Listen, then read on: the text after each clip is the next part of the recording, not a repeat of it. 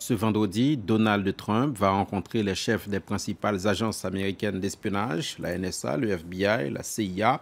Rencontre sur fond de méfiance entre le prochain président et la communauté du renseignement.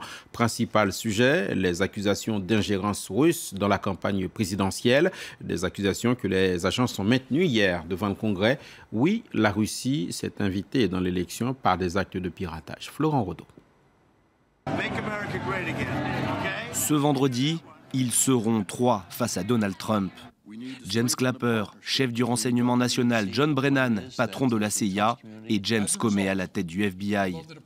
Les trois hommes doivent présenter au président élu leurs conclusions sur les interférences présumées de hackers russes lors de la dernière élection présidentielle.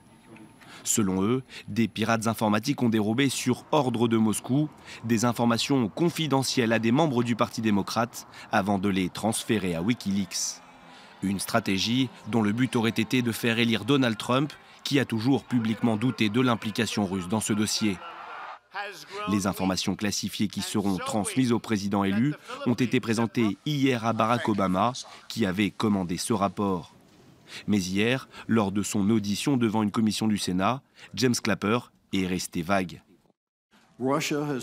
La Russie a clairement mené des cyberattaques agressives et des opérations d'espionnage. Elle a laissé filtrer les données volées par ces opérations et a ciblé des systèmes et des infrastructures.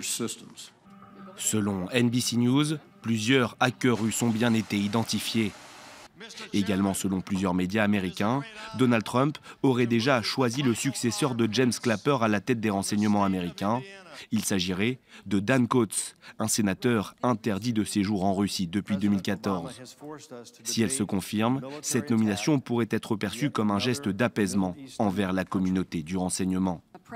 Avant de partir, James Clapper doit encore publier une version publique du rapport. Cela devrait intervenir dans le courant de la semaine prochaine.